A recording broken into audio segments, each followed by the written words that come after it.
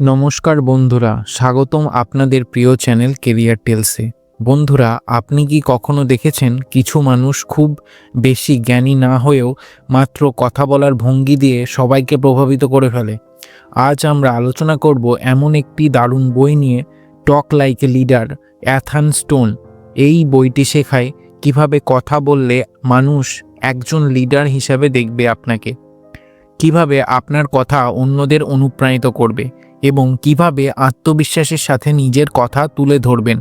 চলুন শুরু করি।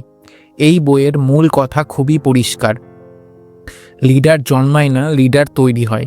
আর একজন লিডারকে চেনা যায় তার কথা বলার ধরন দিয়ে। আপনি কি বলেন তার থেকেও গুরুত্বপূর্ণ হলো আপনি কিভাবে বলেন। প্রথম অধ্যায়, লিডারের মতো ভাবুন তবেই লিডারের মতো বলবেন।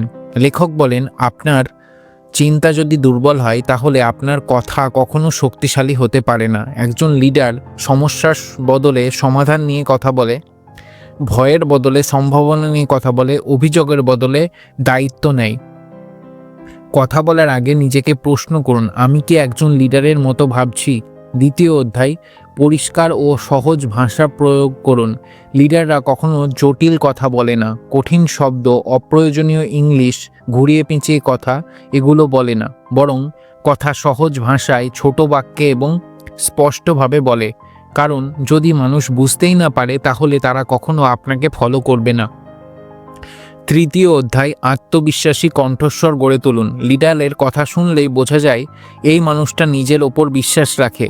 আত্মবিশ্বাসী কণ্ঠস্বরের বৈশিষ্ট্য: খুব দ্রুত নয়, খুব ধীরে নয়, পরিষ্কার উচ্চারণ, স্থির টোন। মনে রাখবেন, আপনার কণ্ঠস্বরই আপনার ব্যক্তিত্বের বিজ্ঞাপন। চতুর্থ অধ্যায়, বডি ল্যাঙ্গুয়েজ ও কথা বলে। শুধু মুখের কথা নয়, আপনার শরীরও কথা বলে। একজন লিডার চোখে চোখ রেখে কথা বলে, সোজা হয়ে দাঁড়ায়, অপ্রয়োজনীয় নড়াচড়া করে না। অনেক সময় মানুষ আপনার কথা শোনার আগেই আপনার বডি ল্যাঙ্গুয়েজ দেখে সিদ্ধান্ত নিয়ে ফেলে। পঞ্চম অধ্যায়, সহানুভূতি ও সম্মান দেখান। লিডার মানে শুধু আদেশ দেওয়া নয়, সত্যিকারের লিডার অন্যের কথা মন দিয়ে শোনে, সম্মান দিয়ে শুধু উত্তর দেয়, মানুষকে অনুভূতিকে গুরুত্ব দেয়। মানুষ সেই লিডারকে অনুসরণ করে যে তাদের মূল্য দেয়। ষষ্ঠ অধ্যায়, গল্প বলুন, আদেশ নয়। এই বইয়ের একটি গুরুত্বপূর্ণ শিক্ষা: এই কাজটা করো, এইটি করতেই হবে। এর বদলে গল্প শুনুন, উদাহরণ দিন, নিজের অভিজ্ঞতা শেয়ার করুন। কারণ গল্প মনে থাকে, আদেশ নয়। সপ্তম অধ্যায়, নীরবতার শক্তি ব্যবহার করুন। সব সময় কথা বলাই লিডারশিপ নয়, কখনো কখনো একটু থামা, একটু চুপ থাকা এবং কথা শেষ করে বিরতি নেওয়া, এগুলো আপনার কথাকে আরও শক্তিশালী করে তোলে। নীরবতা একটি শক্তিশালী ভাষা। বইয়ের মূল শিক্ষা: লিডারের মতো ভাবুন, সহজ ও পরিষ্কারভাবে কথা বলুন, আত্মবিশ্বাসী কণ্ঠস্বর গড়ুন, বডি ল্যাঙ্গুয়েজ ঠিক রাখুন, মানুষকে সম্মান দিন, গল্প দিয়ে প্রভাব ফেলুন। আপনি যত ভালোভাবে কথা বলবেন তত মানুষ আপনাকে গুরুত্ব দেবে। বন্ধুরা, টক লাইক লিডার আমাদের শেখায় বড় পদে না থেকেও, বড় দায়িত্ব ছাড়াও আমরা সবাই লিডার হতে পারি।